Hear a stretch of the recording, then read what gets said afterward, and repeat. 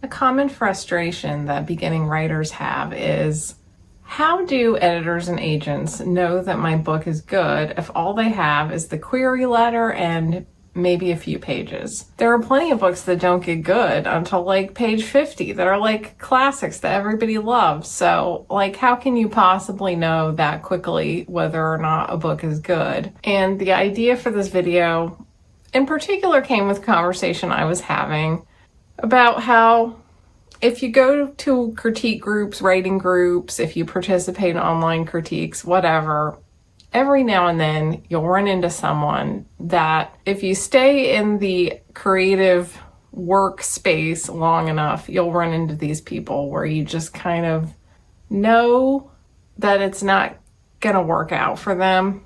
And I'm gonna be gently saucy in this video.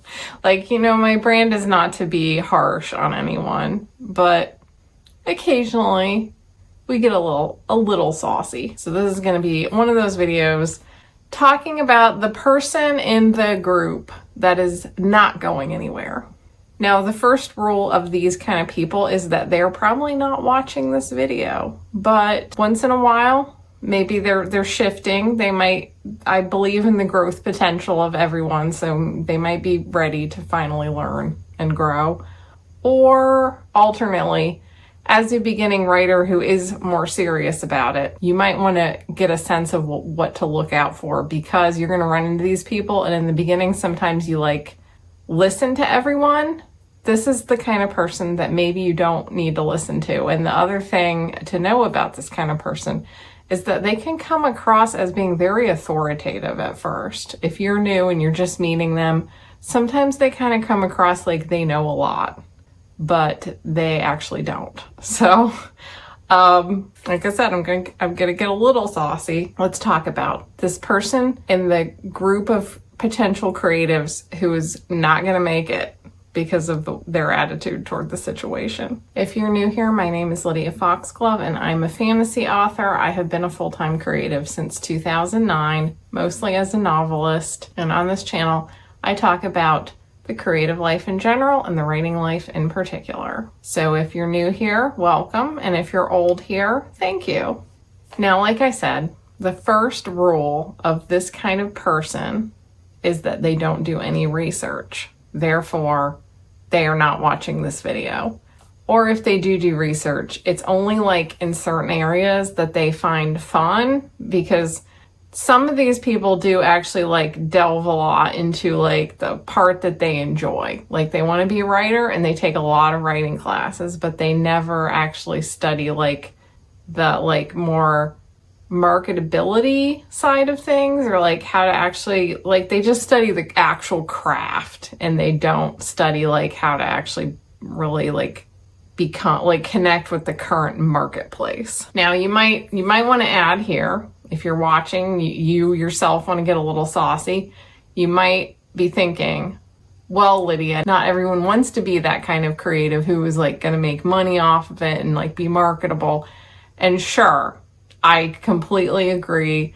I am not talking about the kind of person who just is doing it for the joy of doing it. I'm talking about the person who talks a big game, like they are going somewhere, but they don't actually study the unfun parts of the business. And you run into it a lot with friends and relatives of people, and they'll come up to you and they'll be like, oh, my sister is writing a book. She's been working on it for 10 years and she needs to know how to get an agent. Could you talk to her? And my first thought is always, if your sister cannot research how to get an agent on her own, that's a problem, because we live in a world of resources. And even before we had the internet, my ass was checking the big book Writer's Market. I was checking Writer's Market out of the library to learn about how to actually sell a book. This person who's been working on this book all this time, they need to start with their own research. Now, if they come to me with a very specific question that shows that they've already done the basic research and now they need to know something kind of specific, that happens on this channel all the time, where people will be like, oh, I've been doing this and this and this, and I was just wondering, how do you do X specific thing. Fair enough on that. I totally get it. It's hard to fill in all the gaps. There can be conflicting information. No, I'm talking about the person who just comes up to you and is like, so like, how do I get an agent? How do I indie publish my book? How do I get on TikTok? These people are usually, they never go anywhere because at some point you're going to have to research the stuff that's not fun. And this is one of the ways that agents and editors also know that you're a bit of a red flag, because there's a lot of information out there on how to write a good query letter. But this person has not done that research, and their query letter does not follow any of the advice. You would be surprised how many query letters to agents don't seem to have researched basic advice on how to write a query letter. Another thing is the person listens to no one. They're the person who shows up at a critique group and they share their work, but then when people critique it, they get kind of defensive and they start giving reasons for why they made all these choices. And so someone will say like, well, I didn't really get this part. And they'll be like, well, that's because blah, blah, blah. But on the other hand, another deeply red flag issue is that the person listens to everyone. Just as often, I've encountered the person who brings a work to a critique group. People critique it. They take a bunch of notes. They rework the whole thing. They bring it back with all the notes incorporated. It's not any better. They get a bunch more notes. They rework it again.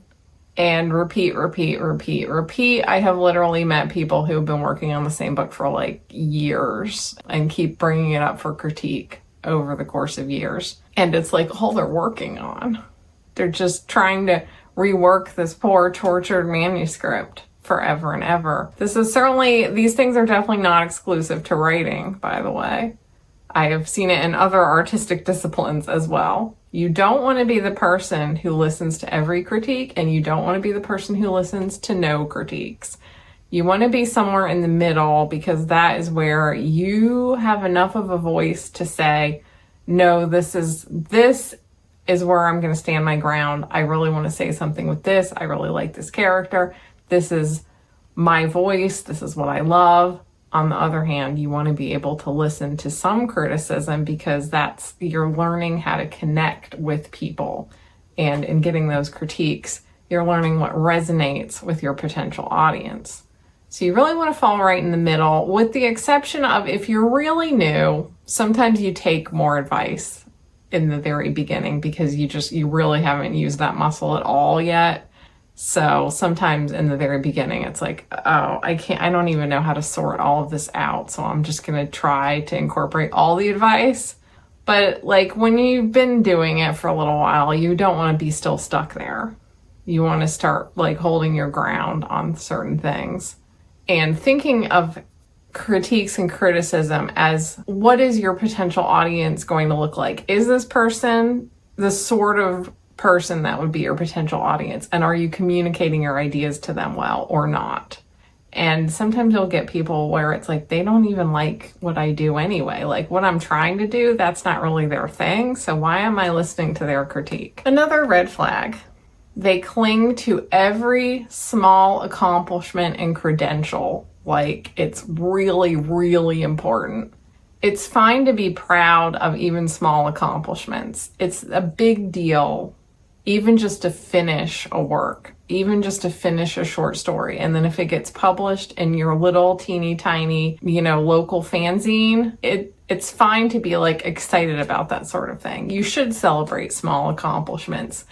But if 5 years later, you're still introducing yourself as so-and-so author who has had your short story won the 2014 Delaware Fantasy Association Short Story Prize, 3rd place. Like there's a point where people will kind of like tout accomplishments that aren't really that big of a deal, or maybe aren't really related. Like, once you self-published a cookbook and 10 years later you're trying to write a novel. This is a big thing in query letters, where often inexperienced writers will bring up fairly small accomplishments in a query letter, because sometimes you'll get the advice like to mention if you have any previous experience, and people don't know how to sort out what is important from what's not.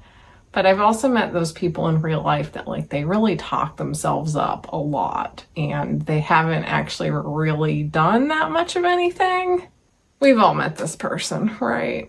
And it's a bit of a red flag. But it is particularly a red flag when it often comes paired with an attitude that they scoff at other people's works or writing rules in general, or just like they know best about everything. They're not humble about anything. Not only did they win third place in the Delaware Fantasy Writer, whatever thing I just made up, but they also are not going to listen to you. They're not going to listen to anybody.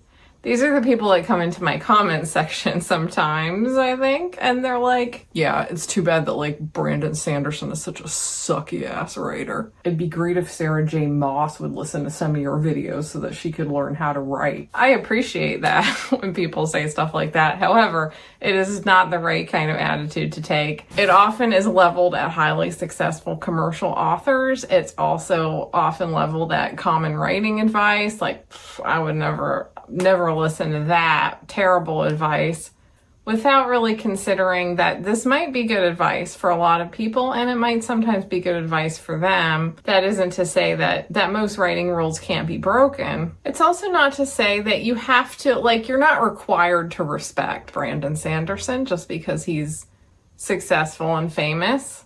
You don't have to like his books. You don't have to try to write like him. However, I always try to come into it with the awareness that there is something about this person's work that is connecting with other people. And as a writer, as an artist, as a creative, my number one goal is to connect with people. So I'm always interested, what are these successful people doing that connects to other people so well? Disheveled editing Lydia here. I mean, that's a bit of a lie. My number one goal is not to connect with people. My number one goal is to keep myself sane. But after that, it's to financially survive. And that involves figuring out how to communicate with other people so that they'll buy my stuff. That's often the lesson I can take away from them and admire. And sometimes I read their work and I'm like, I really don't like this. This is not what I want to do. Some famous authors are not even good people, and you don't even maybe respect them as a person.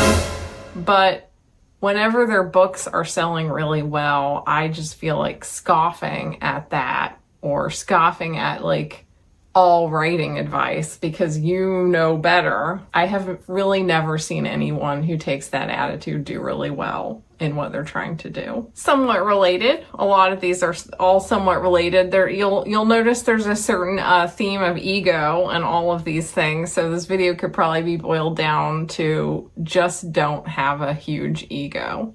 But it is the person who gives advice but doesn't really listen to advice, or is always giving advice to people that are more successful than them, or people who are trying to do something really different that from what they're trying to do in the first place, or people who are younger than them and they want to be condescending and like some kind of like mentor that person didn't ask for. I have encountered all these types of people in my life. When I first started out, I would sometimes get like older people in critique groups trying to be kind of like, oh, I'm going to give this youngster some of my wisdom, but it would be in a condescending kind of way. Like they hadn't really done anything more than I had. Just because they were older than me didn't mean that they knew more about writing. And now, having had years of accomplishments behind me, I still get people kind of coming at me sometimes, like giving me advice about stuff that is like, well, that's not even what I'm trying to do. Or like, I already tried that. Like, you kind of boils down to like, you clearly don't really know me, or you're trying to mold me into like the type of creative that you like, but I already know what I'm doing. And one thing, I've known many famous authors or people like I knew them before kind of situations. I've met a lot of authors that are pretty big, and this type of advice, the sort of condescending advice, never comes from successful people. It always comes from people who haven't really done anything. Pretty much every actual famous or would become famous author I have ever met it has either, most of them are very helpful and kind and gracious. And if they do give advice, it's from a place of understanding that like you're going to be doing your own thing and they're wishing you well. And they're just like, you know, they want to try to help you by telling you like, I've been through this. Here's what I've been through. Here's how it worked out. It's normal to feel this way. Here's one way that I've gotten myself out of this problem.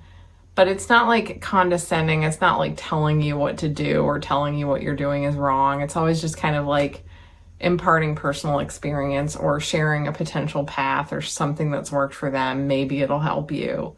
It's delivered in a gracious way. The kind of people who always come in and really tell you like, no, you're wrong. This is what you should be doing. You suck. And Brandon Sanderson also sucks. Those kind of people who kind of like, they know better than you. They know better than everybody. The famous, successful people almost never have that attitude. Now, occasionally they can be kind of aloof. Like they just don't even want to talk to you. Like maybe, fame can get a little weird on some people, but I've never gotten the like condescending advice though. For the most part, successful authors are very nice people. And the last one is when they can only write under extremely specific conditions, or there's always like an excuse. There's something they need to do before they can like really do the thing. Like I once encountered someone who said that they couldn't write until they built a special writing shed in their backyard.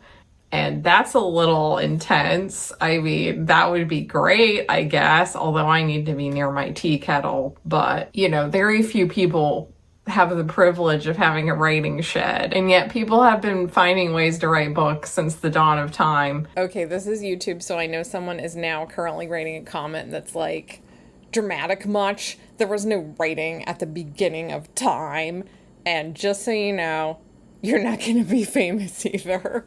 I warned you guys I was gonna get a little saucy in this video. Now, I'm not saying that I can't be a little bit precious about the circumstances under which I write. I do like to have certain conditions met. However, I'll always find a way. Even if my conditions aren't ideal, I'll find a way to squeeze it in where I can, make space where I can. Another similar line to this is the kind of person who always has to take another class or go to another conference or have some kind of like mentor or teacher or support or computer program. Like there's always another thing like, well, I'm going to do this and I'm going to come back with that knowledge and then I'm going to get to work. All you're really doing is procrastinating. And the greatest enemies of getting it done are just not getting it done and overworking it. So you don't want to listen to all the advice. You don't want to find too many excuses for not getting the work done. You don't want to get too precious about the work. And you want to check your ego at the door to some extent. But you do want to hold on to a certain precious shred of ego. You want like a candlelight of ego, not like a police siren of ego. Because if you don't retain some level of ego about your work, that's when you turn into the person who starts just letting other people beat you up, give you all the advice, and always tell you what to do, and you always feel like you should listen to them. You need to have certain things that are like, no, this is good, and this is what I'm going to do. But you just don't want that to be too blaring. One of the most common problems with people who just don't really ever succeed is that their ego is in the way. So those are all the things I could think of that I have noticed where when I see this kind of behavior, just automatically I sort of write this person off and think, they're probably not ever really going anywhere.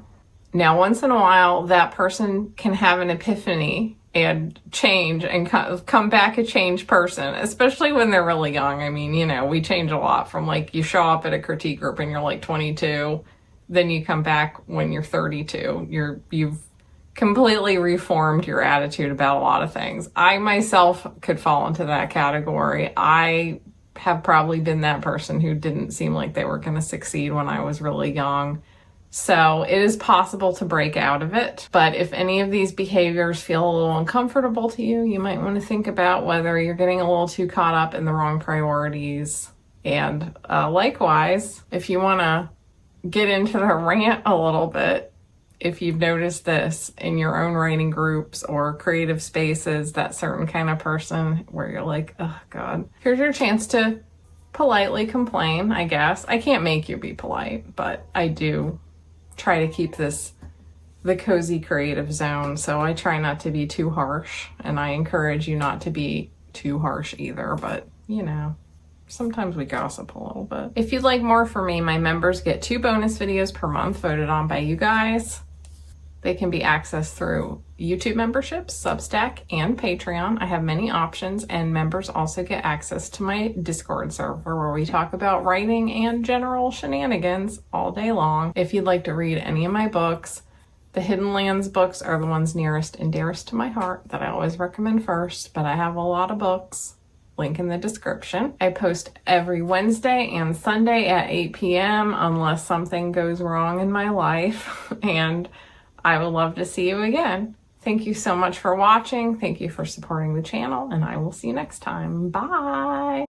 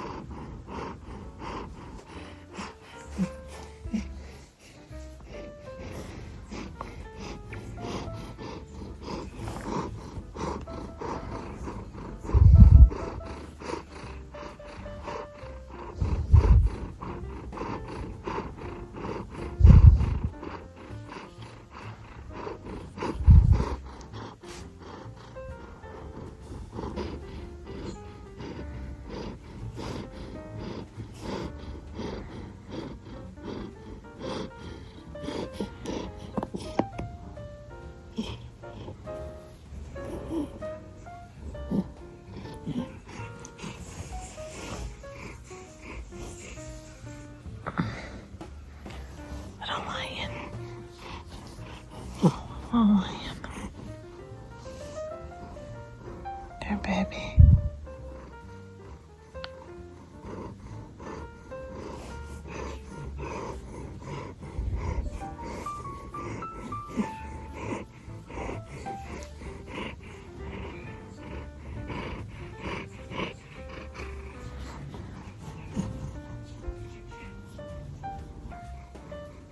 You're just so good.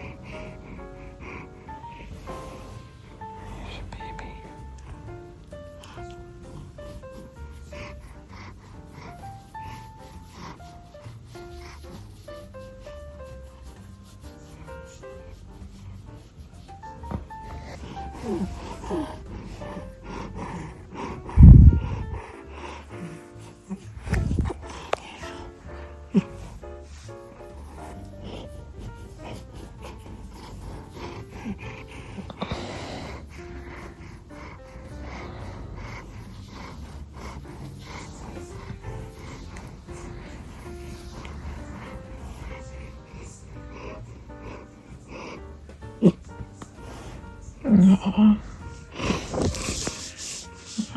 Just so cute.